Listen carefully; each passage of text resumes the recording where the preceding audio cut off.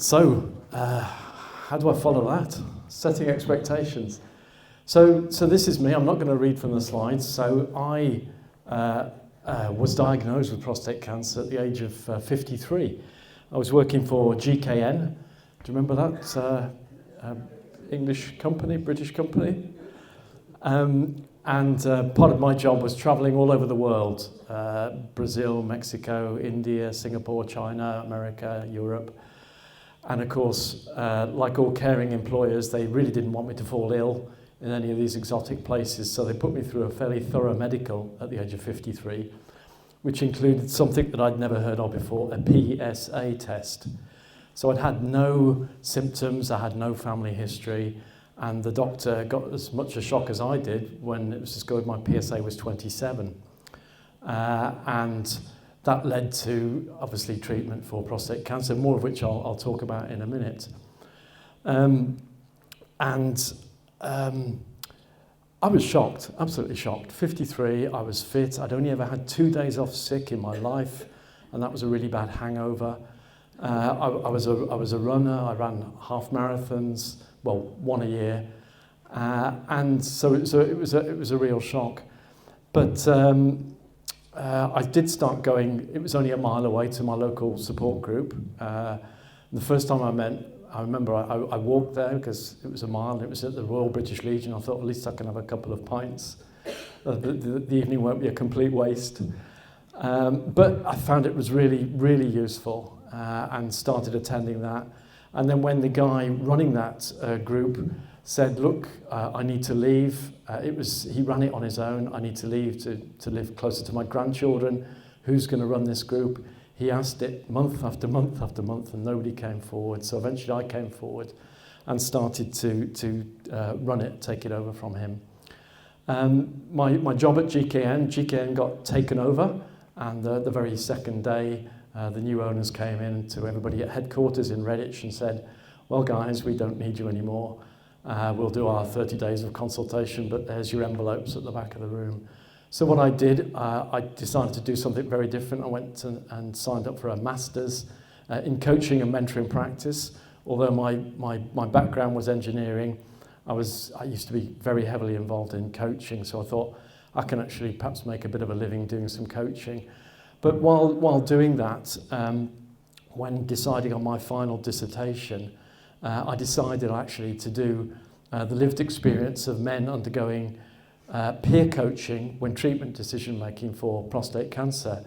There had been no research done on it, so I did research on it, and it actually got published in the International Journal of Coaching and Mentoring Practice, and that has been really useful as a foundation, particularly with clinicians, and what we will talk about in a little while, the buddy training that I've set up to help men be better buddies on a one-to-one basis, whether it's within a support group or within an organisation.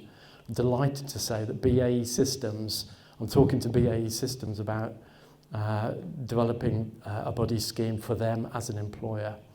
Because when I was first diagnosed at GKN, I didn't go back to, or when I had the high test result, I didn't go back to my desk. I went to the desk of the guy in purchasing who I knew had been diagnosed the year before. And that's what you do, isn't it? You go and approach the individuals that you know. And you hope that they do a good job of supporting you on your journey. Well, this 2-day training actually ensures that those people do. I also started volunteering for Prostate Cancer UK, doing awareness talks all over the place. I did one not that long ago, close to here, Myra Showers, just off the M5. And then the week before last, I did one on the HS2 line. Spent the whole day doing 8 talks up and down the line. And it reminded me how serious this is, because basically the HS2 line stopped for 15 minutes. Different places it was for 15 minutes, but stopped to listen to this awareness talk about the importance of early diagnosis for prostate cancer. And I also am the patient advocate for the West Midlands Cancer Alliance, which of course includes Kidderminster and Worcester. So it's a bit like a trade union for patients. And as Gordon said, and I've been a TACL trustee. But irrespective of all of that, I have to, sometimes remind myself that I'm also a son.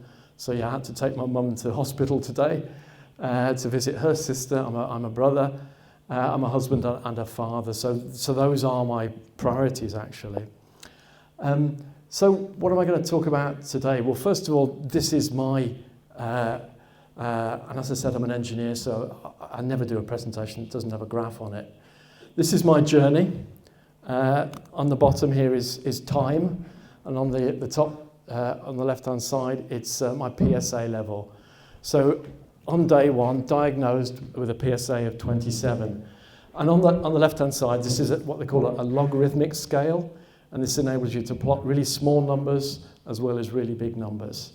So immediately, high PSA, treatment decision-making, but we think radiotherapy is right for you, so we're going to put you straight onto hormone treatment. So that's what press the wrong button there.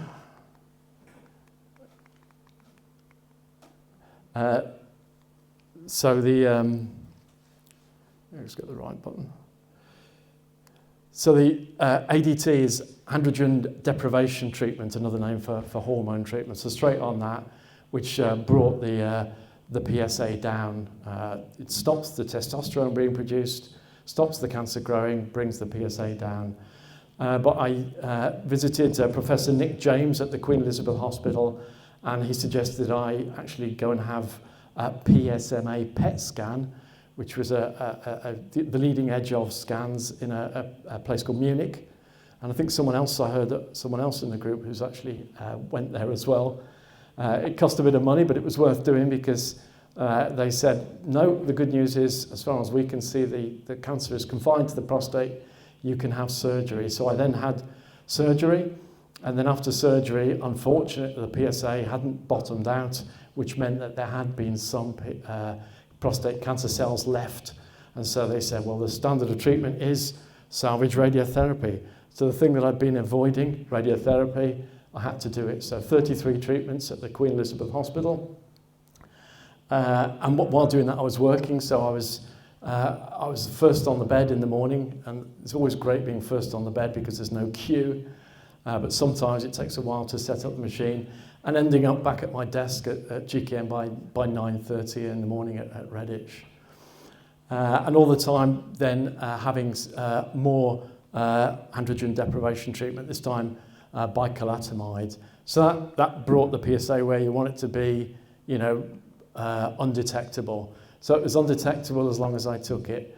And then the 2 years was up, I had to come off it. And then the PSA tests afterwards, when I was having no treatment, showed the PSA was slowly starting to rise. In other words, this cancer, how small it was, they could never know, was starting to grow again. So they waited until it got to a certain level, and there it is, just over 1. In fact, it was about 2 when they said, well, that's going to be large enough now to see it on a scan. By this time, the Queen Elizabeth Hospital has got a PSMA PET scan, which was a really sensitive scan. But as they kept reminding me, a scan is not a microscope. It can only see things of a certain size. But it saw 2 tiny little tumours, no bigger than 6 millimetres on one of my lymph nodes. And they said, I'm afraid this was a lymph node that was just outside the salvage radiotherapy target area. So how lucky was I? But they said, we think we can do stereotactic ablative radiotherapy on it. So this is really highly targeted radiotherapy, highly targeted on the lymph node, where there was this two tiny little side-by-side tumours, no larger than 6 millimetres in diameter. So they hit me with 3 sessions of stereotactic ablative radiotherapy, and then a PSMA PET scan follow-up. And they said, the good news is we got it. We got that 6 millimetre tumour. The bad news is we've just seen another 10 appear on the scan. So this is kind of like life with prostate cancer for some people. So it's now on to what they call systemic treatment. In other words, where they're not targeting individual tumours, they're targeting wherever they are in the body. And the main form of systemic treatment is androgen deprivation treatment, or ADT, so on that straight away. And then young and fit, so on to 6 sessions of chemotherapy. Regularly getting PSA tested while having the chemotherapy, and that brings it right down. Then starting to having the PSA tests, and unfortunately starting to see the PSA rise slowly. So the last test was just over 4. So this means now that the prostate cancer has become what is known as castrate resistant. And it's not all of it is castrate resistant, but some of it, somewhere, of those 10 tumours, and it may be more now, doesn't need testosterone to signal it to grow. The rest of them do, so that's why you continue having hormone treatment. So now booked in for more scans in the coming weeks, and to start considering, what are the next levels of treatment. And there's always 1, 2, 3 possibilities of future treatment. So possibilities are, if they see things on the scan, further targeted radiotherapy, and they call it a bit like whack-a-mole. As you see them, you hit them. And another potential is further chemotherapy, either using the same one, docetaxel, or a different type of chemotherapy. And then what they call the novel hormone treatments, abiraterone, enzalutamide, which are further downstream, which have really shown to have ongoing excellent results for people with metastatic prostate cancer. So I know a little bit about treatments from what they call a lived experience perspective. But one thing I absolutely know is how important the support is of other people, and that's why I really enjoy running the Solihull support group, the Sutton Coldfield support group. And then when this kicked in, I set up a new support group called Living Well with Advanced Prostate Cancer. We meet the last Monday of every month on Zoom. It's a virtual group. We've got about 50 people signed up for it. And typically every month we have about 27 on the call. And it's a really good, helpful group. Because sometimes you find that the local support group isn't quite enough. You really want to be in the company of others who've got the same or similar diagnosis.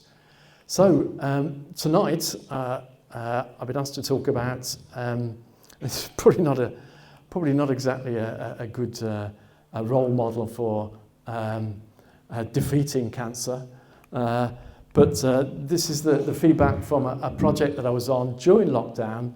I was a patient rep on this project with the University Hospitals Birmingham that was looking at improving the support for men after a prostatectomy. And I put together this sheet, which, as it says there, and every man who now has a prostatectomy at the University Hospitals Birmingham, which could be the Queen Elizabeth, or it could be Heartlands, or it could be Solihull, because they've been doing prostatectomies at all those different places. They get this sheet, and on the other side of the sheet is actually linked to a number of different support groups, including this support group. And as it says there, here are some tips from men who have been down the same route as you and have had their prostate removed. It's a list of things that you can do for yourself to help you get back in control of things. So it's about staying ahead of the game. And it took me a long time, but I got there eventually with the acronym CHESTNUT. I tried walnut, because we all know what a walnut is, and it just wouldn't work. But we got there with CHESTNUT. And this was during the pandemic, during lockdown, so I really had nothing better to do. So I'm going to go through them each one at a time. Now, as I've said before, I'm not a medical person. I'm an engineer originally, but the clinical nurse specialists reviewed this. And one of them, Richard Gledhill, I think you might have seen before, took a look at it, and you'll see the words. And he said, look, I wouldn't change a word. I wouldn't change a word. So this is what every patient who gets. And so this, as it says there, is tips for men who've had their prostate removed. But they equally apply to people who are undergoing radiotherapy, and perhaps even those who are having active surveillance. So this is what we're going to cover: continence, head, exercise, sex and intimacy, testing, nutrition, usefulness, and talking to someone. So continence, and I'm not going to read out the words here. You can read the words out there. But this is the main message. And men are given this information at a time where they're undergoing a procedure called TWOC. Some of you may have been through it. It's called trial without catheter. The police know it as taking without consent, but it's trial without catheter. It's the day, the blessed day when your catheter is removed. And you have to hang around for quite a while, proving that you can actually pass water. And this is when they get given this sheet, and the nurses go through the sheet with them. So in terms of regaining confidence, be patient. It will take time. And the short term, yes, you're going to have to manage the fact that perhaps you don't have any continence at all. And that's that can be a shock for most people, especially if they aren't getting it. Now, there are some lucky men who are continent from day one, from when the catheter is removed. And it's absolutely true, so that's absolutely fantastic. But if your expectation is that it might not be the case, then you are prepared for it. So that's why most men do get leakage after surgery. So find out what pads work best for you. Those of you that buy pads know that they come in all shapes and sizes, but which ones work best for you. Also, do your pelvic floors as they have told you to, as they have taught you to. Make sure you're doing them right. And then also, watch what you're eating and drinking. If you're drinking lots and lots and lots of fluids, you're going to be passing more water as a leak. But don't let that stop you from drinking fluid. That's a fatal mistake to think, okay, if I drink less, then I'll leak less. Yes, if you drink less, you will leak less, but that is really bad for you. That will lead to dehydration, may lead to urinary tract infections, etc. So keep on drinking. But if after 12 months, if you haven't dried up, it's not the end of the world. Please do seek help.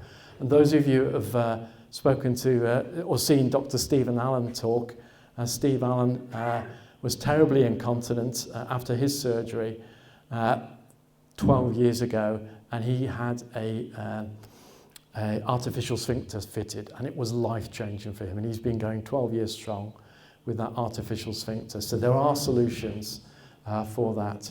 So you don't have to live with pads for the rest of your life. There are solutions. And as it says there, would you call a plumber if you had a dripping tap at home and wouldn't fix it for yourself? Absolutely you will. You do not have to suffer in silence. And sometimes men, when they get discharged from hospital, think, I'm on my own now. But you're not. You don't have to put up with it. So do seek help. So can you remember what comes after continence? It begins with a H. Remember chestnut? It's your head. Absolutely, it's getting your head squared away. You've been through some traumas. First of all, the trauma of the diagnosis, then the trauma of the surgery. Mine was about 4.5 hours, so it's serious business. It's time to look after your head. So, what have you used in the past? What helps you relax? There's a picture of somebody fishing there. Maybe that's it. Maybe it's golf. But what can you do to start getting back to enjoying life? Your life is not over. What are you going to do to get back to enjoying life? And, you may have lost your sense of humour somewhere along the way. You might not have noticed it, but your family around you will have noticed it. Try and go and find it again. It will help you, and it will help others. And above all, if you need help, seek it. It is not a sign of weakness. It is a sign of strength, getting help. And certainly, Macmillan continue to offer for anyone dealing with the diagnosis of cancers. That could be family members. 6 free treatments through Bupa for anyone dealing with that. So it is accessible. Getting help for it. But yeah, just starting to put your life back together again. So that's the head. Then exercise. I really would have preferred to use the word physical activity, because when you hear the word exercise, you think of gym at school. And you think of those horrible changing rooms and that nasty time, particularly if you weren't sporting. So if you think of it as physical activity, and increasingly now there's articles about the importance of physical activity, particularly for prostate cancer, and some genuine roots to how it actually helps. And as doctors have increasingly said, if exercise was medicine, we'd be taking one every day. So what can you do after your treatment to get moving again? The danger is that the surgery or the radiotherapy has become a watershed moment where you're just stopping moving. But please do get moving again. Start your daily walks. You don't need to get a dog, but just set yourself some easily available goals. And then, more on the broader side of exercise, there's lots of support out there. Being active is important for cancer, and you can see it does things from not just helping with fatigue, depression, anxiety, sleep, your quality of life, your heart, your brain, your muscle strength, your muscle function, joint pain, any hormone dysfunctions, your body composition, any complications, helps lymphedema and helps sexual function. Such a huge, huge list of things. But exercise is not just about walking. The UK chief medical officers, all of them from every country, put together a huge set of guidelines. Unfortunately, it was just before the pandemic, just before it all went wrong. And they said, look, no matter what age you are, this is what you should be doing. You should be active, at least 150 minutes of moderate intensity per week. So that's just where you just feel that you're having to breathe a little bit harder, whether it's brisk walking, swimming, cycling, or you could do something a little bit more intense than that. Stairs, sport, running, dancing perhaps, or a combination of that. So that's the active bit. Then in the middle there, building strength on at least 2 days a week, whether it's yoga, gym, carrying heavy bags, and that's about your muscles, your bones, your joints, keeping them strong. And this is particularly important if you're on hormone treatment as well. And then, be active, but also minimize the amount of time that you're just sitting around on the couch. So break up periods of inactivity.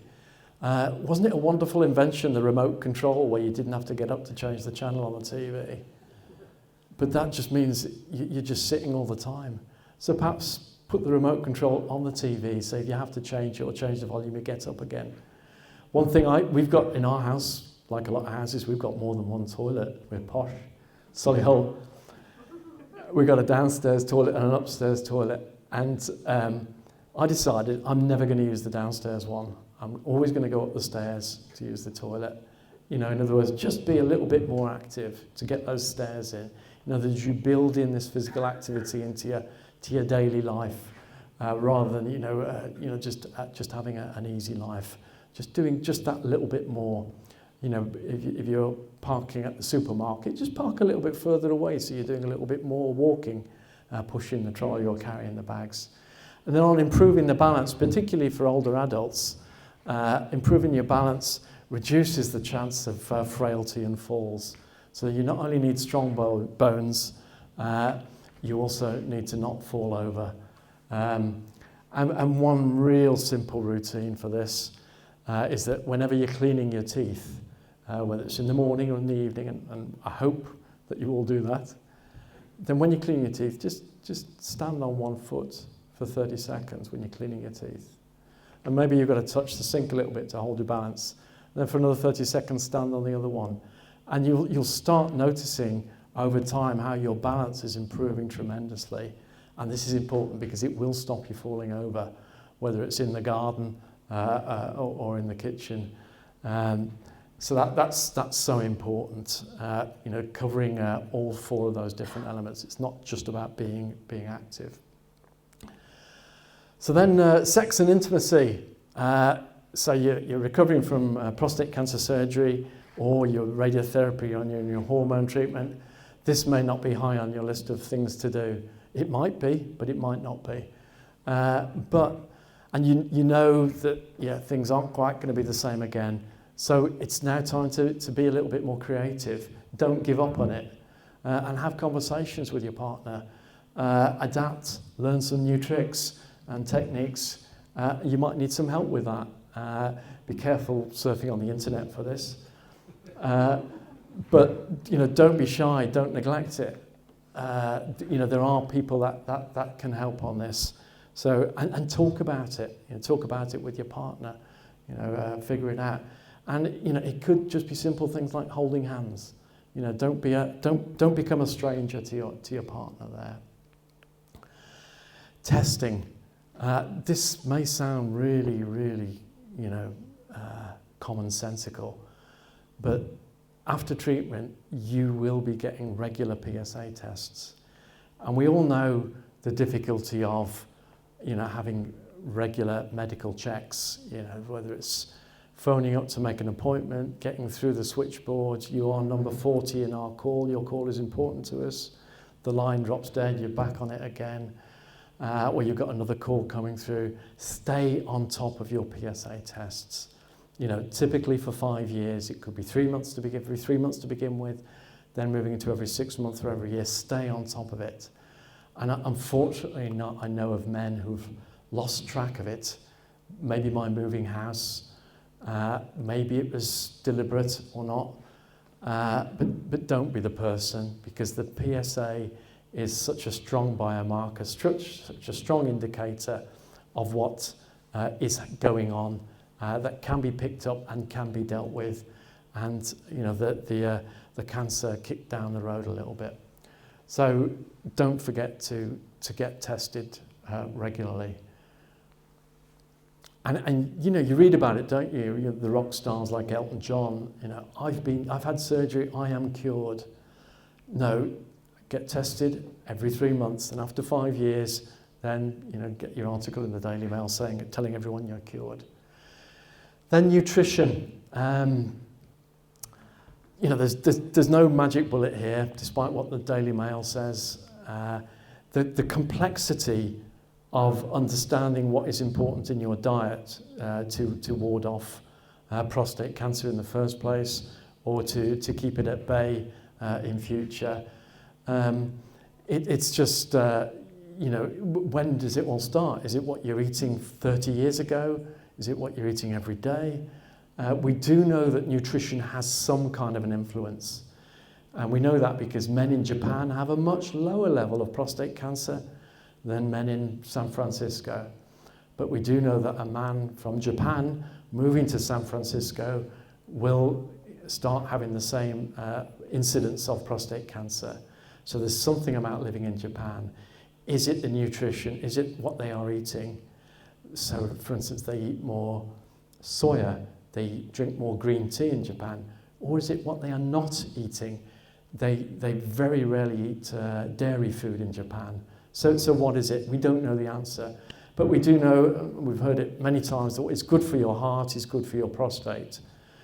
So it's having that, that really well-balanced diet, that we all know what the right thing is, the right amount of calories, and they certainly won't do you any harm. And probably the only other thing on nutrition is, really making sure, particularly if you're on hormone treatment, that you are getting the right levels of calcium in your diet. You don't need to take supplements if you are getting it in your diet. And vitamin D is something that I've only ever heard by medical people. It's the only supplement most medical people will say take, because here in the Northern Hemisphere, we just don't get the sun, and we wear lots of clothes as well. So vitamin D is so important on many levels. So that's the one supplement that is worth, medical people say is worth taking. Everything else, get from your diet. Usefulness. So there's Bob the Builder. So, you've been diagnosed. Now look for the silver lining that the cloud of the prostate cancer diagnosis created. Can you save a life by spreading the facts about the risks of prostate cancer, and certainly within your own family or your friends, and the importance of early diagnosis, and challenge myths and misinformation when you hear people say something about it. Challenge it. Be an advocate for it. Do what you can. And it may not be anything to do with support groups or anything like that. It's just about generally being a good neighbour, a good family member, being useful, finding that you are a useful person to have around. So there's the Bob the Builder. And then the last one is talking to someone. You know, you are not on your own, and of course we've got a support group full of people here, but there are many, many men who don't come to a support group. So this is trying to talk to them, talk to someone. You're not alone. If in doubt, ask questions of your clinicians. There's no such thing as that stupid question. Speak to the CNSs, speak to your local support groups, or the Prostate Cancer UK specialist nurses. You're not alone. So that was the last one of Chestnut. So I put a lot of things up there, and some of you may be thinking, yeah, I do all of that already. And some of you may be thinking, well, actually, I don't do some of those things. And here's the difficult bit. You know, we all know what the right thing to do is, but we don't always do it. This is a diagram I've used before. It's actually, you know, it's taken from a book about, you know, the hardest change of all, which is defeating things like heroin addiction, alcohol addiction, is that, you know, the people that successfully do that, they actually follow this spiral. You know, to begin with, you know, it doesn't happen overnight. To begin with, they're in this pre-contemplation phase, if you like. They are getting ready to think about it. They're open to thinking about it. Then ultimately it's contemplation. They're, okay, I'm starting to think about it. Then they start to get ready for it. Then it's on to doing something about it. So don't worry if you're not, you know, when you clean your teeth tonight, that you're not standing on one foot. You know, it may take you a little bit of time to, you know, build yourself up to that, you know, and then think about it. But what are those, you know, those simple things? And there's a great Radio 4 show called, well, I forget the name of the doctor, called Just One Thing. And he does these, it's all available on the podcasts. But he talks about just one thing, and standing on your foot cleaning your teeth is one of those just one things. But have a listen to those and think about what is it, the one thing that you can do. The one thing that some of you might be thinking about doing is becoming a buddy. And this is a picture from our buddy training back in June last year. We did 2 days worth of training, and Mary may have spoken to you about this. So in a moment we've got a quick video from that. But we did this fantastic 2-day training, and there's people from all over, from the Sutton Coldfield group, from the Derby and Burton group, from the Solihull group there, doing this 2 days worth of training based on the paper. So what I'm going to do now is jump down there without falling off the stage and set up a quick video to play.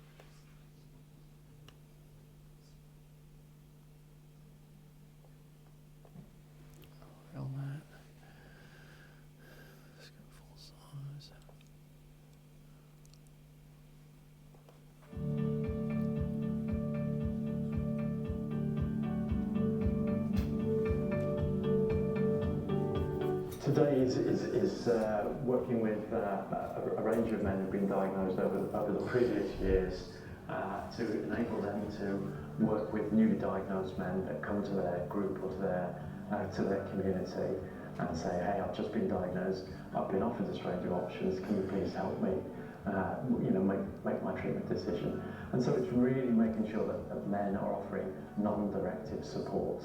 And it's simple practicing of skills like questioning skills, like listening skills. Yeah, the training sessions for the buddy supports have been really good, and it's just explained more of what the role as a buddy is and what we need to be doing as a buddy. Hats off and thank you to Aidan. And long may this type of training continue. So my wife encouraged me to join our local support group for prostate cancer. And there you meet people who are in the same boat. That's probably all you got in common sometimes, but it's a big thing to have in common. And above all that, you don't feel so alone, because there's this dreadful, with the cancer word, you think, oh, you're paranoid, and you know, why me? And, yeah, I didn't expect this. Well, of course you didn't. How could you? so you don't feel so alone when you're in a boat with other people who are just surviving, but making the best of it.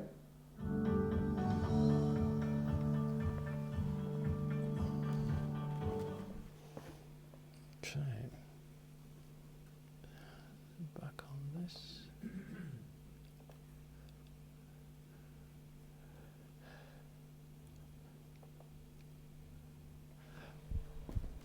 Okay, so that's the end of me broadcasting, if you like. So, open for questions. What are your questions?